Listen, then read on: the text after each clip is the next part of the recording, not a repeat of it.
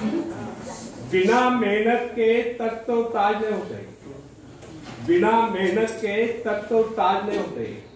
ढूंढ लेते हैं जुगनू अंधेरे में भी मंजिल, ढूंढ लेते हैं जुगनू अंधेरे में भी मंजिल, क्योंकि वे किसी बाहरी रोशनी के मोहताज नहीं होते, वे स्वयं प्रकाशित होते। धन्यवाद।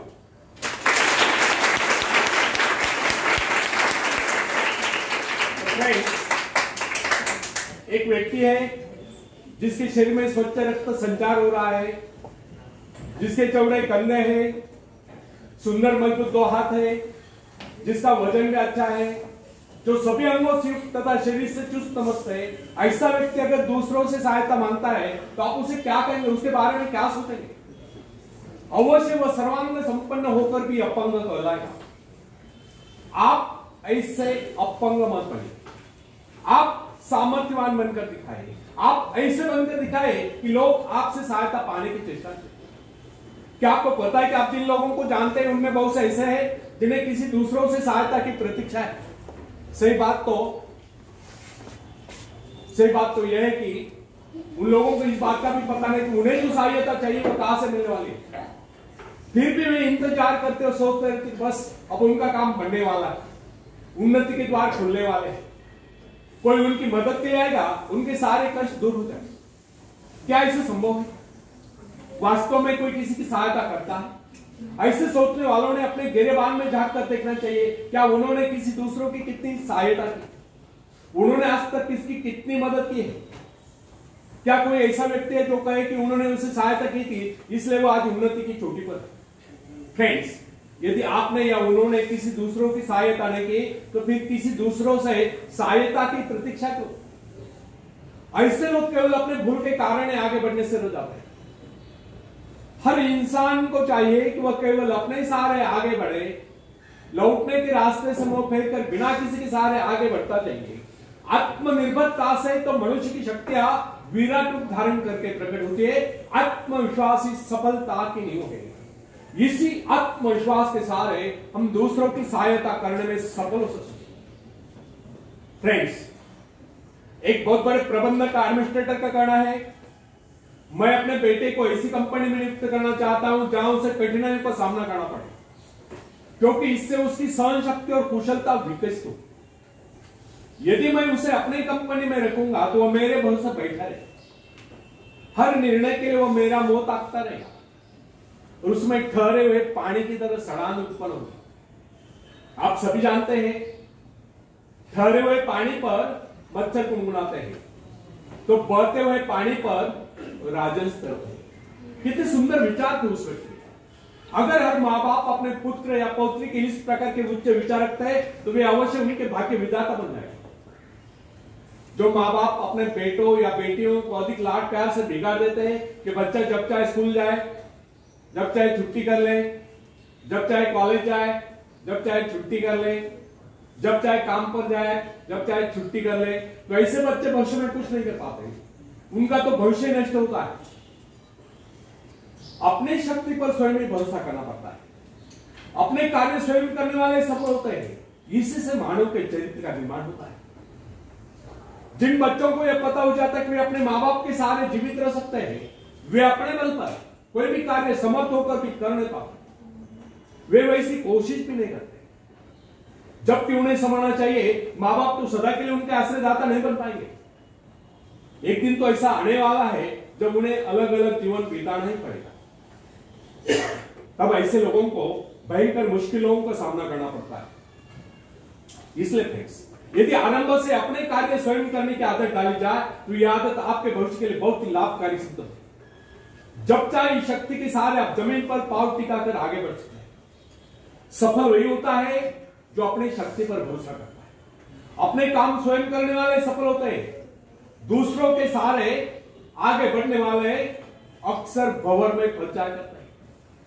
फ्रेंड्स, जिस नाव की पतवार आपके हाथ में नहीं, वह नाव आपको पार करा दे, इस बात की क्या गारंटी?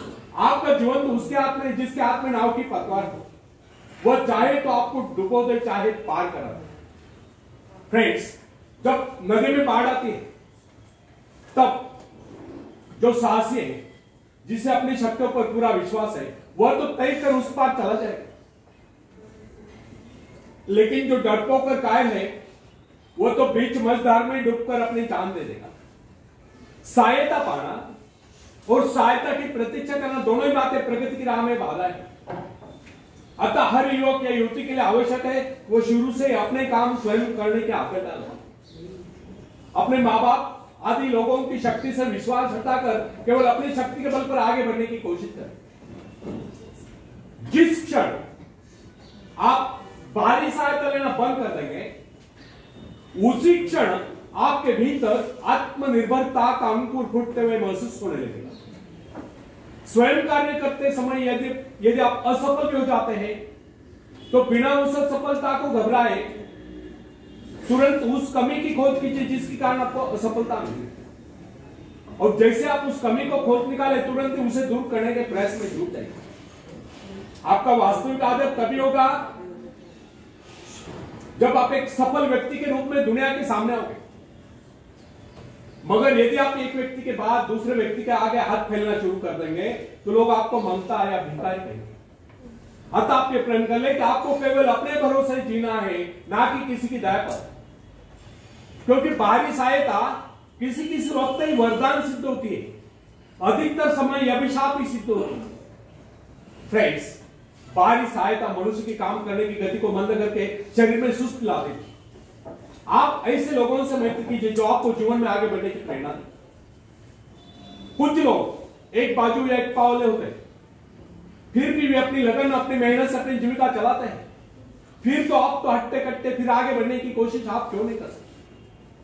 मैं एक ऐसे व्यक्ति को जानता हूं जिसका एक पैर किसी रेल दुर्घटना में कट गया। उसने कभी किसी से भिक्षा नहीं मांगी, किसी दान लेना गवारा नहीं किया, यहां तक कि अपने बहन भाई का भी उसने कभी सहारा नहीं है। उसने एक छोटा सा धंधा फुटपाथ पर आरंभ किया। शुरू में वो न्यूज़पेपर बेचने लगा, 2 पैसे बचाकर उसने वजन तौलने की मशीन खरीदी, उस पर अपना पेट पालने लगा। आज वही व्यक्ति उसी फुटपाथ के किनारे एक बहुमंजिला बिल्डिंग में न्यूज़पेपर स्टॉल लगाकर बैठा है, साथ में जेरॉक्स सेंटर भी खोल रखा है। सुना है आजकल वो मोबाइल शॉपिंग भी चला रहा है। वो स्वाभिमानी, किसी से मदद लेना वो अपना अपमान समझता था। आज वही व्यक्ति उन लोगों को जिनके हाथ पैर सलामत है, ऐसे परिवारजनों को खिलाता पिलाता है, उनके हर प्रकार की सहायता और मदद करता है, तो इसमें किसी को हैरत नहीं। आज वो दूसरों की सहायता करने योग्य हो चुका है। वो उन लोगों के लिए प्रेरणा स्थान है जो सर्वांग संपन्न होकर भी दूसरों से सहायता पाने की आशा रखते हैं।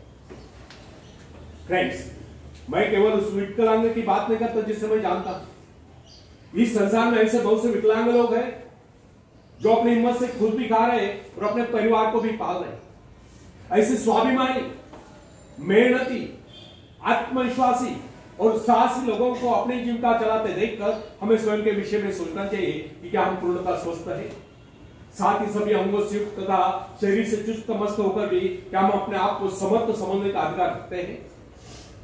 यदि हां, तो फिर किसी दूसरों से सहायता की प्रतीक्षा। कोई भी स्वस्थ तथा सर्वांग संपन्न व्यक्ति तब तक अपने आप को समर्थ समझने का अधिकार नहीं रख सकता जब तक वह समझता है कि वह किसी का अधीन। वास्तविक स्वतंत्रता एक ऐसा उपाय है जिससे मनुष्य की शक्ति दोगुनी जाती है। इस प्रकार की भावना अन्य किसी प्रकार से प्राप्त नहीं होती। जब कोई युवक या युवती अपने हिम्मत के सहारे किसी व्यापार में उतरता है तो उसके मन में एक श्रेष्ठ भावना अवश्य उत्पन्न होती है।